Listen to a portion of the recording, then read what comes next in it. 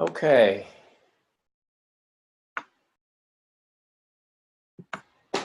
All right. Welcome again. Let's begin. Make sure you guys are able to see me well. Okay, so this is part 3 of the 7 Hermetic principles, and today we're going to go over the last 2 principles, principles number 6 and 7, the principle of cause and effect, and the principle of gender. Okay, and this first principle is sort of explains this whole concept of karma. Okay, this concept of karma that comes from the Hindustani tradition. Okay, which many of us might be familiar with. Okay, so yeah, let's get right into it. Okay, so this 6th principle states, or it's referred to as the principle of cause and effect. Okay, and basically it's synthesized into these phrases that I have here. First, every cause has its effect. Every effect has its cause. Okay, everything happens according to law. Chance is but a name for a law not recognized. Okay, so nothing happens by chance. Okay, everything in life has a purpose. Your life has a purpose. Everything that happens to us happens for a reason, right? And if we don't have awareness of this, then we go about in life sort of stumbling upon life, right? And I love one of the things that Samuel Beor says about the intellectual animal or the humanoid or human beings, right? He says that we are victims of life, right? Things happen to us, okay? But we are rarely creating new causes or new actions. We're rarely in control of our lives. And so life is always throwing things at us, and we're in a constant state of just sort of reacting to life, right? But never really acting, and never really taking charge of life, okay? And that's one of the reasons why we're giving this course, which is to empower ourselves, right? One of the ways that we empower ourselves is by knowing, okay, by knowing laws that are in effect all around us, that even though we are ignoring, they're still influencing us, right? And this is why Samuel Beor says in other somewhere in his books, he says that ignorance of the law does not excuse its compliance, right? So perfect example is, if you go out into the world and you make a mistake or you transgress a law, a cop will come and the police officer will come and he'll give you a ticket, right? And you can't just say to the police officer, "Oh, I'm sorry, I didn't know that this was illegal." He said, "Well, now you know," right? And then he gives you a ticket. Go argue with the judge, right? And so in nature, we have laws that are in place, and the same thing applies, right? Just because we don't understand a certain law doesn't mean that it doesn't apply to us, right? So that's the whole purpose of this course, to become acquainted with certain laws that are in effect in our lives so that we can not be victims of them, but begin to use them, okay? And that's what the Hermetics were all about, all right? To not only become aware of these laws, but also to learn how to use these laws for the benefit of our own consciousness, right? Spiritually and psychologically speaking, okay? So one of the first things that we have to open ourselves is that there's nothing that happens by chance. Everything has a cause, and everything that we experience is usually the effects of something, right? And that essentially is what karma is. Karma is just a word that means action, okay? And since we live in a world of relativity, okay, as we have been studying and meditating on in the previous classes, then for every one of those actions, there is a reaction. There is an opposite or an effect to that, okay?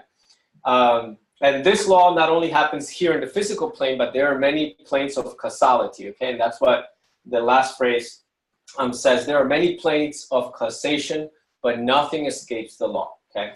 One of the beautiful things that I came to realize in the Gnostic teachings, thanks to Samuel Beor, was that he was the only one that, well, the only one that I had known or come across up until this point that says that karma is negotiable, okay? And this is why all of the different spiritual traditions encourage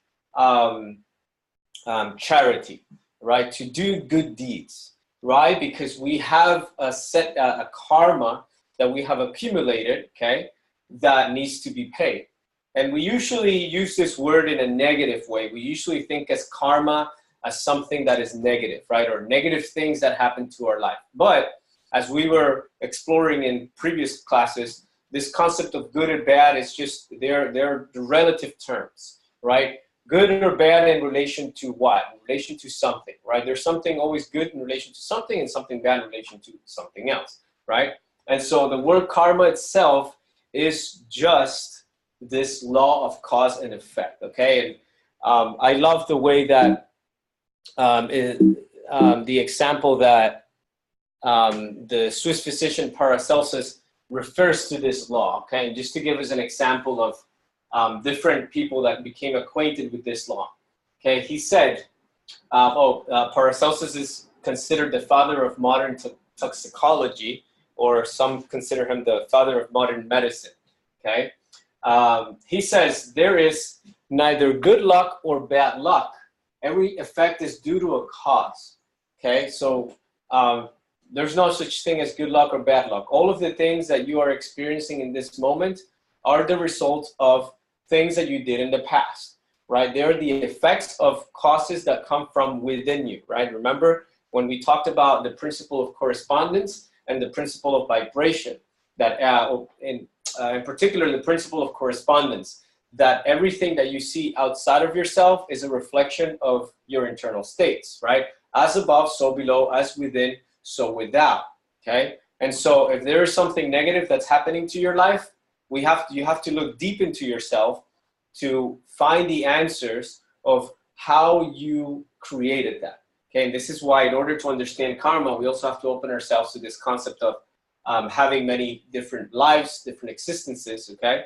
But the essence of this is that no one is innocent, right? All of the things that happen to you happen because you created them at some point in your life, whether you're unconscious of it or not, right?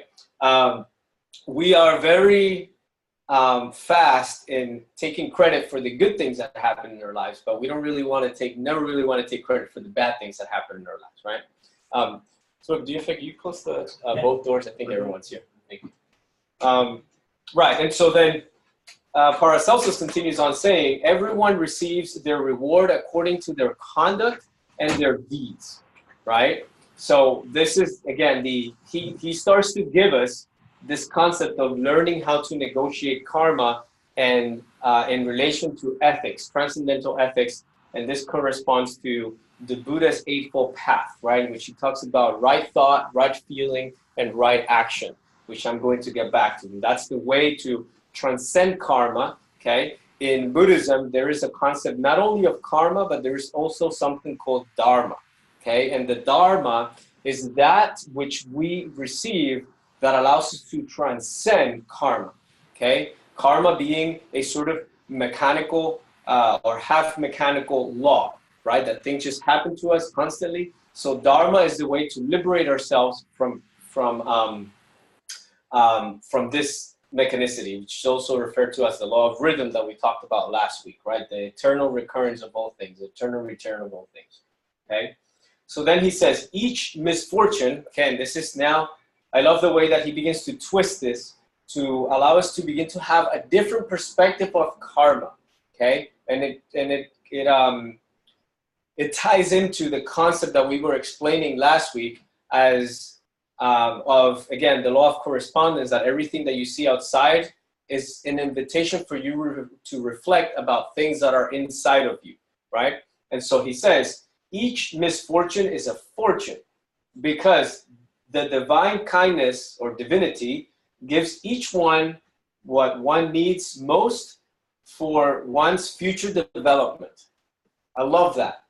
Basically what he's saying is you are into the development of the self, right? And so in order for you to develop yourself in the same way that you go to school, you're going to need tests, you're going to need trials. And so karma is a medicine that is here to show us the things that we still need to work on, the things that we need to improve about ourselves, the things that we need to transcend, right? And so then you see how he flips that around, right? Sort of like that, you know, you have those two types of people that are, some are looking at the glass half full and some of them are looking at the glass half empty, right? You never know what doors are going to open when one door closes, right? And that's the way that you can begin to take this law, okay, and use this law in your favor, okay? So life and every circumstance in your life is trying to teach you something, okay? And in order to learn, we just need to know how to observe, how to pay attention, okay? And so then he says, suffering starts only when discontentment appears, okay? And basically suffering, he's basically saying that suffering has to do with a particular attitude that we have, in the same way that the Buddha says, talks about suffering.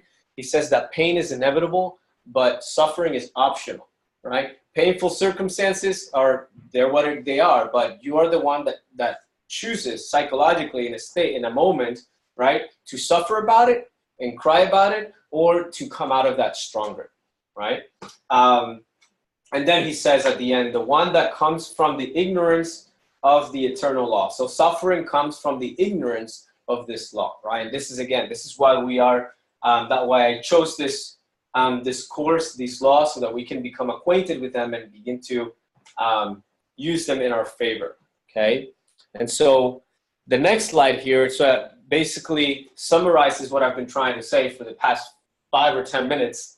Karma and mirror are very much alike, okay? Both reflect our deeds, okay? And that's really the essence of it. Karma is like a mirror. All of the various circumstances of your life are a mirror in which you should look at yourself and see, okay, what is life trying to tell me in this moment, okay? I just had a meditation with this because I was walking the dogs, and one of the dogs found a nice piece of pizza on the curb there, and he went at it, right? And in the moment, I was like, oh, you know, drop it, because I don't want to just get sick eating whatever. And then my first thought, it's like, I wonder what type of person would do that. Like, why do people do that? You know, and I felt aggravated for that. But then I thought to myself, wait a second. Okay, so if this is a mirror of myself, then let me ask myself, have you ever done that? Have you ever thrown things on the street? And I said, yeah, I have actually, right? So I don't do that anymore, okay? I don't throw garbage on the street as I used to, right? Because unfortunately, part of the culture where I come from in Colombia, a lot of people simply just throw things on the street. And that's why the place is so dirty. Well, some parts of the city, not everywhere, right? But it made me reflect, and I said, okay, you have nothing to be upset about because you've done this in the past. So now you're just experiencing what you've done in the past. And that's one of the ways that karma teaches us, right? We cannot transcend karma, or we cannot understand the pain and the pain that we have caused others until we experience it ourselves, right? And this is a very elemental example, but it allows us to reflect and to meditate on all of those things, right? That that life is trying to teach us, with the purpose of what? With the purpose of allowing us to change our attitude, to change our perspective on life, and to begin to embody righteous path, right? Right thought, right feeling, and right conduct. Okay.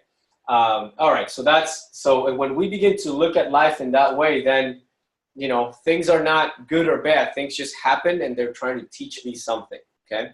So I'm going to read a little bit of the chapter here from the Kabbalion, because he says some very interesting things here about how the Hermetics, by understanding the arts and methods of rising above the ordinary plane of cause and effect to a certain degree, and by mentally rising to a higher plane, become causers instead of effects. Okay, so what he's saying here is that most of us are victims of circumstances, right? Like we've been saying in many classes.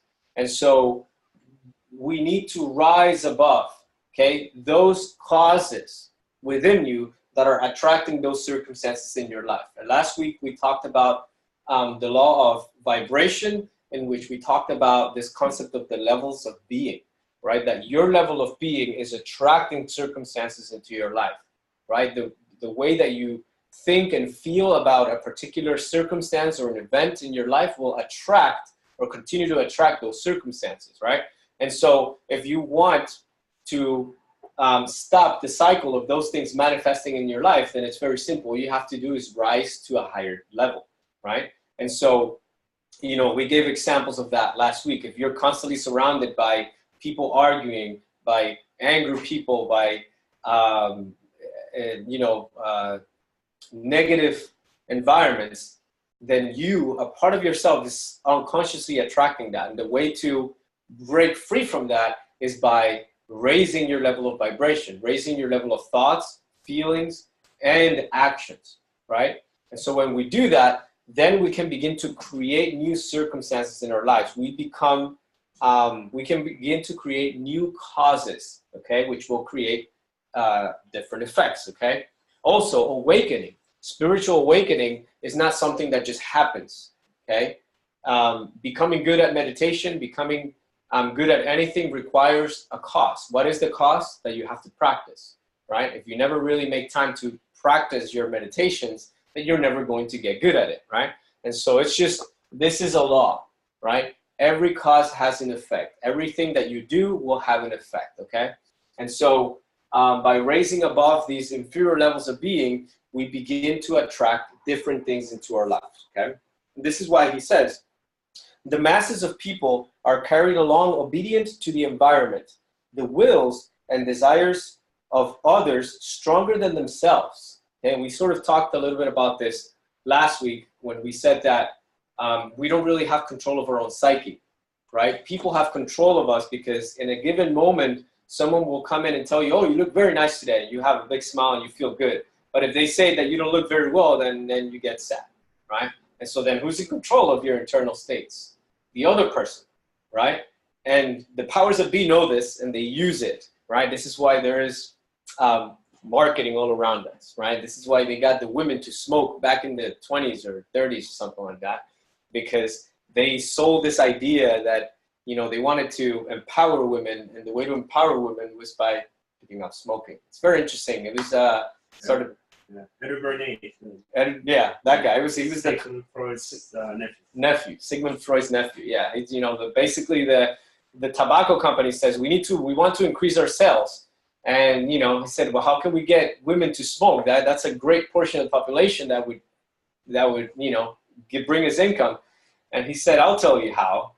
You know, we'll sell them this bullshit idea that they're going to buy, you know.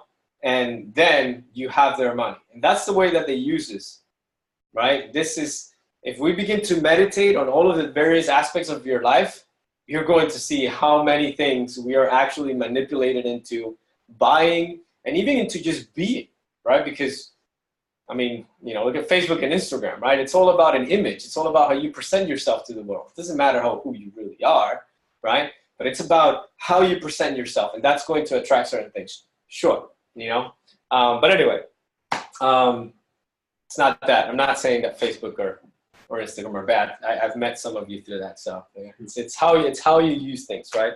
And again, to use something or to be used by it, right? That's what we're concerned here with, right? And so he says the wills and desires of others stronger than our own wills, right? Heredity, suggestions, and other outward causes moving them about like pawns on the chessboard of life, okay? But the masters, rising to the plane above, dominate their moods, characters, qualities, and powers, as well as the environment surrounding them, and become movers instead of pawns, right? So what's it saying? When you change yourself, when you change your moods, when you change the way that you think about something, the way that you react to something, you will begin to transcend this law or use this law, okay, in a positive way, okay? Very powerful chapter. It's only, or at least the introduction to the law, it's just a page, really. So I might as well read it all. They help to play the game of life, right? The masters. instead of being played and moved about by others' wills and the environment, they use this principle instead of being its tools. The masters obeyed the causation of the higher planes, but they help rule on their own plane. In this statement, there is condensed a wealth of Hermetic knowledge. Let him hear who can. Okay. All right. So a lot to talk about here, and again, we're just barely scratching the surface with all of these concepts. But I do want to get to this concept that there are many planes of causation, which links into the next principle, the principle of gender. Okay. But before that, I do have still a couple of quotes here. One by Carl Jung. I love this quote. I always keep this quote in my mind. You know, remember everything that irritates us about others can lead us to understanding about ourselves, right? So anything that you see that you don't like about someone else can lead you to a better understanding of yourself, because chances are you have that within yourself as well. And this is something that we're going to, that I'll let you guys meditate on. And here's something that I've come to realize. The reason why most people don't realize this is because life has a way of sort of showing versions of, exaggerated versions of ourselves, okay? And so you see a person and you judge that person because you say, oh, that person is an angry person, right? You say that because you don't consider yourself an angry person, or at least not to that degree, right? Or a lustful person or a lazy person. But then when you begin to meditate, you begin to see, actually, I do have a little bit of anger. It's not as, you know, I don't express it as much as that person, but if that person is there, or if life is showing me that person, that means, or I should at least become open to the possibility that perhaps I do have that within myself. Maybe not as bad, but I do have it within myself. And if I do, how is that affecting my life, right? And so this is where the work comes, right? This is why in the very first lesson of this course, we talked about the technique of self-observation, which is really what we're teaching here in Gnosis, is to become your own psychotherapist, to become, to really know yourself so that you can understand life around you and you can relate better in life, okay? Or to life, rather, okay? And then the last one, I love this quote that I found online. Someone just said it. I don't know who said it, but it says, everyone is my teacher. Some I seek, okay, consciously. Some I subconsciously attract. Often I learn simply by observing others. Some may be completely unaware that I'm learning from them, yet I bow deeply in gratitude, okay? And I love that because this is exactly the attitude that we must have in life and towards this law of karma, right? We should feel grateful for every moment that we're experiencing in life. And this is what every spiritual master is giving you. But why can't we do that? Because we have a particular perception about it, usually a negative perception about things, right? Paracelsus also says somewhere else that in battle, the bigger the challenge, the bigger the reward, right? And so think of your life, right, as an opportunity to transcend, to grow. But in order to grow, you need to be challenged, right? And that's where the painful circumstances come into place. If you want to embody peace, if you want to embody serenity, then you have to train yourself in life, right? And how are you going to train yourself? When painful circumstances or adverse circumstances show up, you have to learn how to tap into that inner source of peace, okay? That will not only affect you, but it will affect others, as we mentioned in previous lessons, right? Because the work that we're doing here is not just for ourselves, and the work that we do here expand towards others, right? And I've mentioned this when I talked about the law of mentalism and the Maharishi effect. I don't know if you guys had a chance to look that up, but again, this was a study that was done to see if meditation actually influenced the environment, right? And they found out that in cities in which meditators were meditating for a certain amount of hours per day for a certain amount of days, they noticed that in those cities, right, the crime rates went down, violent crime went down, accidents went down, all of these interesting things began to happen, right? It was, of course, a correlational study, okay, which, you know, scientists say, oh, well, that doesn't prove, you know, that could just be coincidence. But if we look at the law of causality, there is no coincidence in anything, right? But there, at least the least that we can do is at least see that there is a relationship to it, or between these things, right? Between group of meditators in a city and the city actually being better, right? So, all right. So I think that's, and then the part of karma is negotiable that I put there in the beginning. That's important because, again, that allows us to not just feel victims, right? Like, oh, karma is karma and I'm just here and I have to take it. No, right? Master Samael and Gnosis teaches, and Buddhism teaches this also, is that you might have accumulated a lot of karma from previous lives and even from this life from just being unconscious of things, right? And so the best way to transcend that karma or to pay that karma, because it has to be paid, is by paying with love, right? That's something that Samuel Viewer says. Pay with love what you owe in pain, right? What does that mean? That means that if you, compassion, right? That's synthesized in this concept of compassion in Buddhism.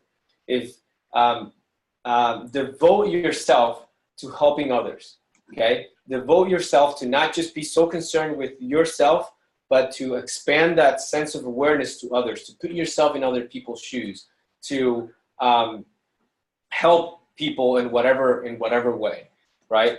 You can, to alleviate others' sufferings, and this way you will also alleviate your suffering, right? So that is part of karma yoga, okay, which is one of the 7 branches of yoga that we'll talk about later in the program. Okay, we'll get more into that concept. Okay, so before we move into the next principle, the principle of gender, are there any questions or comments in relation to what I've just mentioned? It's pretty straightforward, right? Yeah. Sort of like what I take is that if you transcend this karma, then you actually become the master of your destiny. Yes, exactly. That's exactly what the Kabbalah is telling us. Beautiful. If you guys didn't hear what Stuart said, he said that basically this law is telling us that if we become masters of this law, we become masters of our own destiny. Yeah, that's true. We're always creating a new destiny, right? We have this concept of destiny that's something just like a straight, linear, mechanical way. And I always love that movie Back to the Future because it sort of illustrates this point, right? That if you go to the past and you do something different, you're still going to be the same person, but the circumstances around you are going to change, right? And actually, even quantum physics says this. There was this bold statement by this guy, the contemporary of Einstein, Niels Bohr. Niels Bohr. He said that time is relative, and that we can actually go into the past, and by changing the past, we're actually changing the future, the present. Okay, and that by changing the present, you can change the past, which is very interesting. He said, look at the stars, for instance, or this is just an example. If you look at the stars, we see that, or we have this idea that is what's happening now, right? But the light that you're seeing from the stars could have been a star that died a long time ago, but the light is still reaching us, right? The light is still traveling through space. And so the present is actually not the reality, right? That star is no longer there, even though you're still experiencing it, right? And basically the Egyptians say that when you when you change yourself, when you eliminate an ego, okay, you actually change your entire past. And they have something called the negative confession, in which when the person died and went into what they call the judgment day, in front of Anubis, there is a part in which they say, I I confess that I have never committed adultery. I have never stolen anything, blah, blah, blah. And so it is at that point, it is the soul that's saying those things because the soul never did it. It was the ego that did it. And the ego is no longer present within them, right? But anyway, that's sort of another interesting concept that we'll get into. It's a very good practice to do. If you pick up there are 42 negative confessions of the Egyptian Book of the Dead. And it's a very nice way to make it a practice, right? You get the first one. It's where the Ten Commandments came from, actually. They say that the Ten Commandments came from those 42 laws of Ma'at. And so, it's cool to take those for 42 weeks. And, I've done it. You take 42 weeks. Each one of those, you reflect 1 week, right? And you study your psychology in relation to that. I have never stolen anything. Oh, yeah?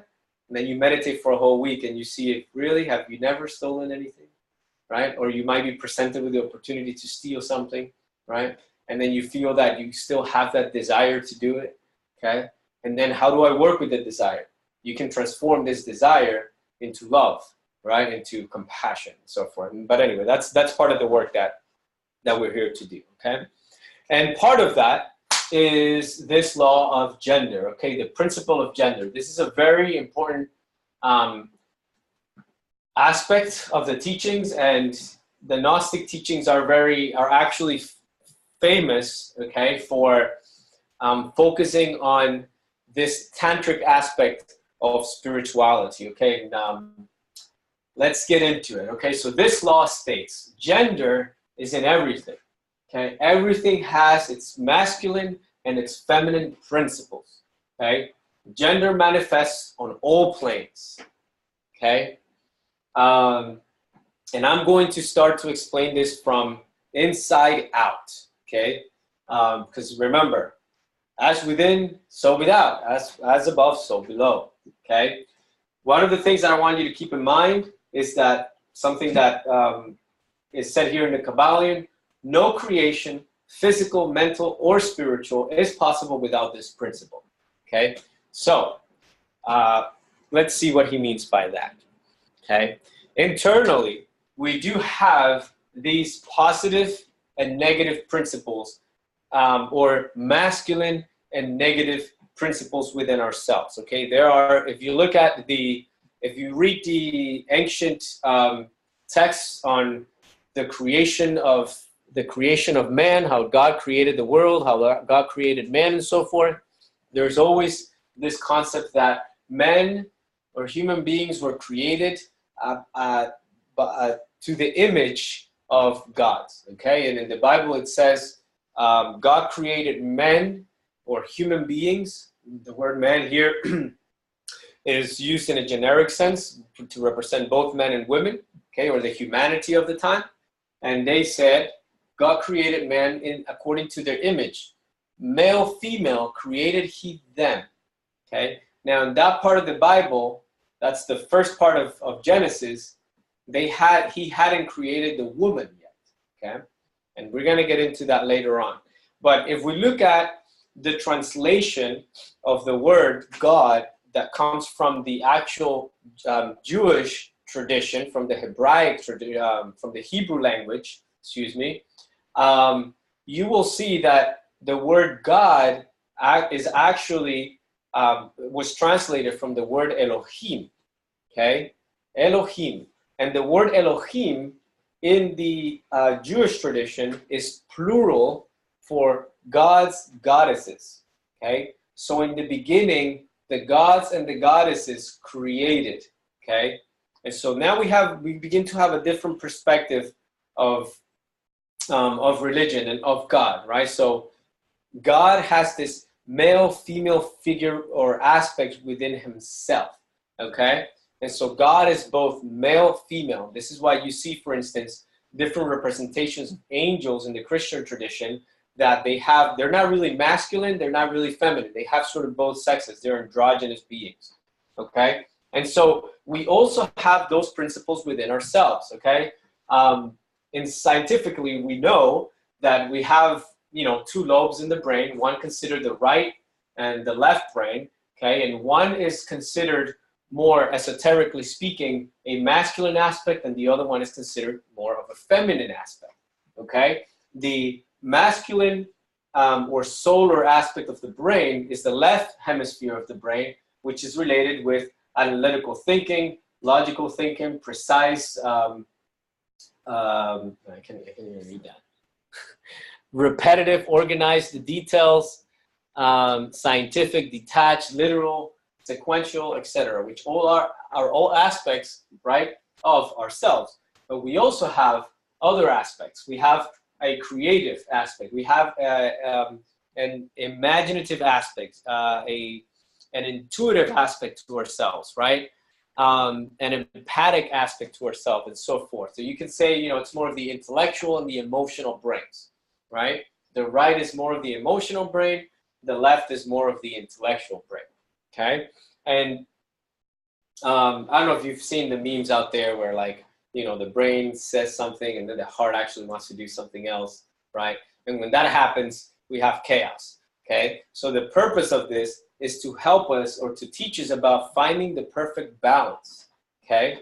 We, to find the perfect balance between the masculine and feminine forces that manifest through us, okay, that are within us, okay? And that's what's going to create perfect harmony, okay? And there is, I'll go to the next picture, where this is a little bit, explains a little bit of the symbolism here. You've probably seen the Star of David, right? That comes from the Jewish tradition, which is basically the union of the two, the union of this masculine and feminine energy create what we call life, what we call love, okay? The masculine can be related with concentration, the feminine with meditation, and the two together bring about contemplation, right? So we need to learn how to use, right, the intellectual energies and our emotional energies. Right now, I think we live in a society in which men are too masculine, okay, and women are sort of being invited to be also masculine, right? There's this sort of imbalance in society, right? And we need, I like the way that Samuel Vore explains it, we need very masculine men and we need very feminine women, okay? We need to align ourselves with our nature, okay? And the perfect way to do that is by aligning ourselves internally, okay? There are masculine aspects within yourself and feminine aspects within yourself, whether you're a woman or a man, okay? And your physical body is sort of a temporary experience of that internal force manifesting here physically, right? So in some existences, we're born as men, some existences we're born as women, okay? And the purpose of that is for us to become acquainted with both energies, okay? And then eventually, this is how we begin to create, how we begin to create this perfect balance in our life, and we begin to, in essence, create order in our lives. Okay, let's go to the next. Okay, this is why, for instance, in the Bible, or well, in the Gospel of Thomas, which is one of the apocryphal texts, Jesus says, "When you unite male and female into one, then you will enter the kingdom." Okay, so again, if we go back to this slide, when you unite concentration and emotion, concentration and reflection, okay, your ability to be receptive also, concentration and reflection, you enter into being, right? Which is life, which is the kingdom of heaven. Okay, heaven is a superior state of being, right? And from that state of being, you can create something new. Remember the previous lesson, the previous law, right? There are many planes of causation. Okay, one of the causes begin in the mind, some begin in the heart, and some begin here in the physical world, right? But as we know, everything starts with the mind originally, and so when you change your mind, you change the way you feel, your way of feeling, and you change your actions, right?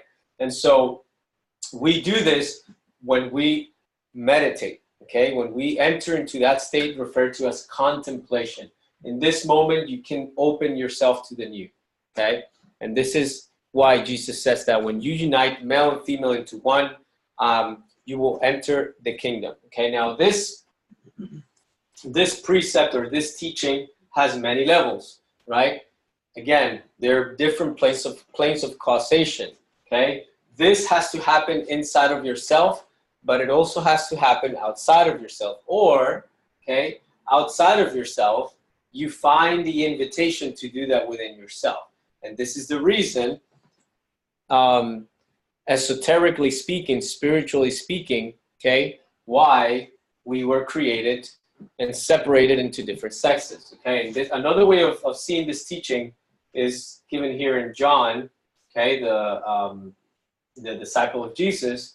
He says, unless a man be born again from water and spirit, he cannot enter into the kingdom of God, okay? That which is born of the flesh is flesh. That which is born of the spirit, spirit is, okay? And there are a couple of implications here. First, the concept of water is related to the female aspect, the moon, right? And the spirit is related to the male aspect, okay? The fire, water and fire, okay? So what Jesus is saying is that you will not enter that higher state of consciousness unless you know how to use your male and female aspects, unless you find you unite them, right? And from that union, we create life. We create a new state of being, okay? And in the same way that, and here, you know, we can get into the concept of sexuality, because as the Kabbalion teaches, he says, this principle, okay, there are many planes in which this principle applies or starts, okay? But on the physical plane, the principle manifests as sex, okay? On the higher planes, it takes higher forms, but the principle is ever the same. So, no creation, physical, mental, or spiritual, is possible without this principle. And this is why also here in the physical life, when you unite male and female, you create life outside of ourselves, right? This is why we need a man and a woman, or male and female in nature, to create life. And so the same thing happens within ourselves, right? Because if the external world is only showing us things about ourselves, then we have to learn how to imitate that nature and how to use that to our advantage, right? From a spiritual point of view. And so then this is the transcendental reason why we have male and female bodies, right? So that they can create life, right? Okay. And so then this leads me into a very important topic here, related to sexuality and our relationship to the sexual energy and how we use the sexual energy. Because remember, the sexual energy is that energy that creates, okay? The sexual energy is the creative force of the universe, the creative force of God, okay? And so from the Tibetan tradition, in the Tantric and Tibetan Tantrism, we get this insight, okay? The sexual act performed in the usual way may give a slight notion to this higher consciousness, okay? When we engage in sexuality, there is a notion of being in a new state of consciousness, right? Sorry, I'm seeming to have a question here. All right, I'll get back to it. But it continues on saying, but more than that it cannot do, since the energy, instead of being trapped and put to use, is expended, right? And so this is what happens when both male and female expel their sexual energy. They create, right, a new physical being. But when we are not creating a physical being, there is no necessity for us to release that sexual energy, okay? And so then he says, creating a new physical body instead of spiritual consciousness. So what he's implying here is that if we do not expend this energy, we can create spiritual consciousness, okay? And this is why Saint-Véor teaches that there are 3 functions of the sexual energy. One, it's generative function, which is related with the creative potential, the physical creation of life, okay? But then there's also the degenerative function of sexuality, that depending on how you use sexuality, okay, your consciousness will be affected. You can either degenerate yourself psychologically and spiritually, or you can use the third function of it, which is its regenerative aspect, okay? And so here, we're starting to get into the tantric teachings, okay? This is why you will see that many tantric teachings state that there is a basic way to use your sexual energy, and there is a transcendental way to use your sexual energy, okay? The way to use our sexual energy, the proper way to use the sexual energy in a way that will bring about spiritual development, okay, is taught in the tantric teachings, and the teaching is that we should learn how to use the energy, and we should learn how to transmute this sexual energy, okay? But we're gonna get into that more in depth later on, okay? But the basic premise is that we can use this energy to create life outside of ourselves, but we can also use this energy to create life inside of ourselves, okay? To create more consciousness, okay? And that's the basic teaching of this, or one of the teachings of this law, okay? And this is why in the Torah it says, husband ought to love their wives as their own bodies. He who loves his wife loves himself. For this cause shall a man leave his father and mother, and shall be joined unto his wife, okay? And they two shall be one flesh. This is a great mystery, okay? The mystery of matrimony, the mystery of love, okay? This is why matrimony or marriage is one of the sacraments, okay, in the Christian tradition, and in every single spiritual tradition, this aspect of marriage is considered sacred, it's considered holy, right? Why? Because it is within this union of these two worlds, of these two souls, these two minds, that something new will emerge, okay? And that's why you see, for instance, in many different traditions, not so much in the Christian tradition, because the Christian tradition seems to be a little bit looks at sexuality from sort of taboo, right? But if you look at the other spiritual traditions, you see examples or stories of God creating this universe through the sexual act, through the union of the male and female aspects of God, right? In the Egyptian tradition, you see Osiris and Isis uniting, right?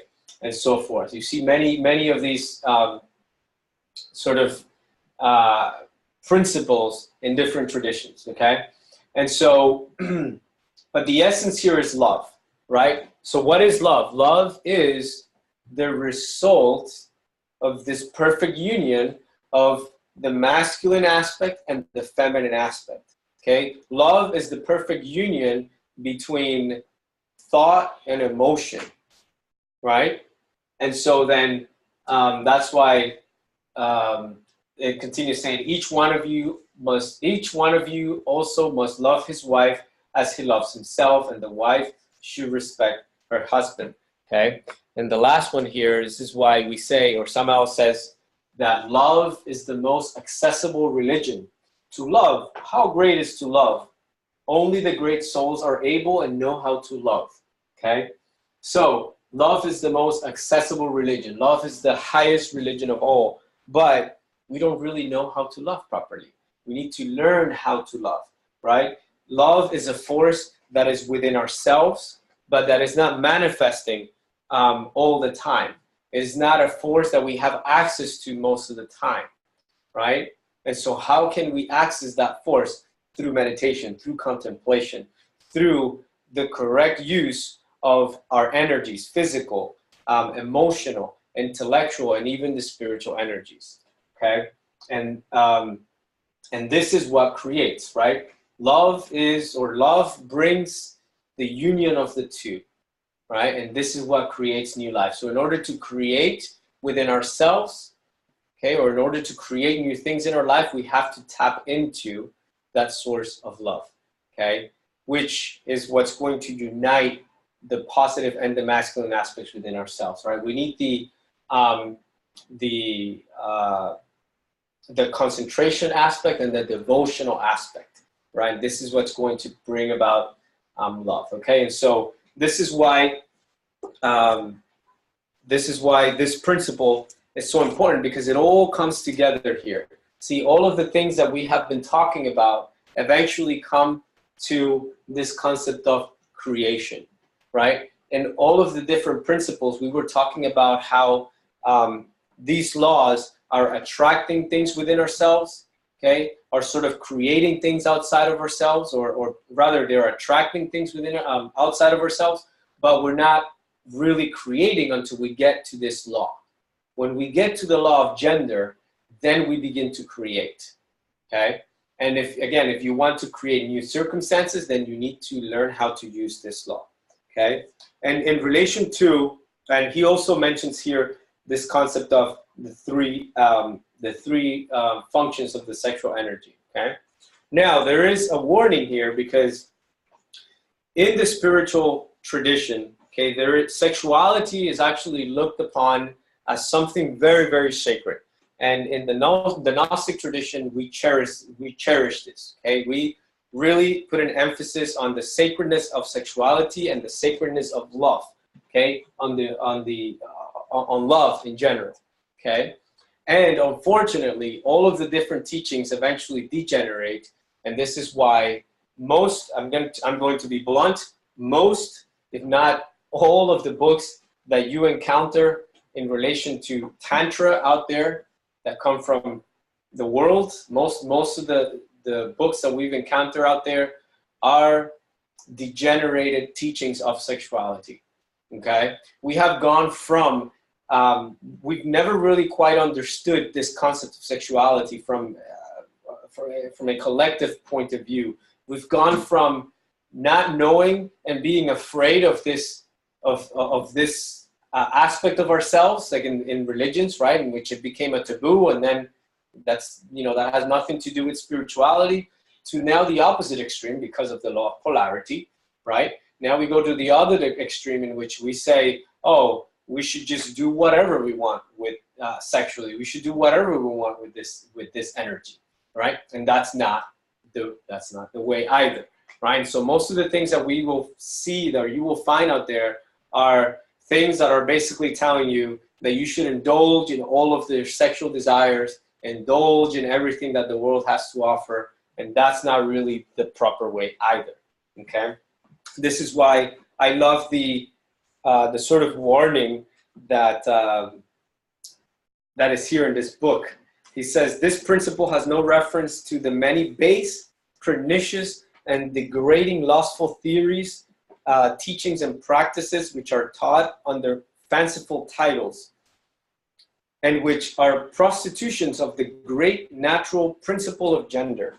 Such base revivals of the ancient infamous forms of phallicism tend to ruin mind, body, and souls, and the Hermetic philosophy has ever sounded the warning note against these degraded teachings, which tend towards lust, licentiousness, and perversion of nature's principles. Okay, so the sexual energy can take you to your own degeneration, to degenerate your own nature. If you seek such teachings, you must go elsewhere for them. Hermeticism contains nothing for you along these lines. To the pure, all things are pure. To the base, all things are base, right? I love the way that he ends that. To the pure, all things are pure, but to the degenerated mind, everything is degenerated, right? Okay, so I'm going to stop myself here. I hope that this has given us a way this presentation, this course has allowed us to understand these teachings, to understand these principles, not just from an intellectual point of view, but how to put them into practice, okay? And meditation allows us to use this principle of gender, okay, by allowing us to sit and become receptive, okay, and analytical as well, right? And allow us to begin to be receptive to the truth that is already out there, as we mentioned when we talked about the law of mentalism, that everything is already there. All the knowledge in the world is there. All we have to do is to raise our vibration, the vibration of the mind, okay, in order to be able to tap into these universal truths and states of being, right? So the law of mentalism helps us with that, the law of vibration. This is why the last class, the second part of this course, was the most practical aspect of this course, as I mentioned, that it all relates to vibration, right? Everything is a state of vibration. Your thoughts, your states of being are states of vibration that are going to give you access to different states of being, to different realities, to different aspects of truth, right? And so forth, okay? And so that's why meditation is essential in all of the spiritual traditions. Every spiritual tradition teaches some form of meditation, right? A way of entering or getting into or tapping into these higher states, okay? All right, and later on in the program, if you notice, if you've seen our website and you've seen the list of topics that we're going to cover, we have this 33 lesson course. You'll see that all of these things that we've been talking about, that we've synthesized in this course, we'll be talking about extensively throughout, months. And at the very bottom of it, we put the sexual teachings, and we talk about sacred sexuality and tantra, just in the same way that the Kabbalion actually puts the law of gender as the last principle to learn.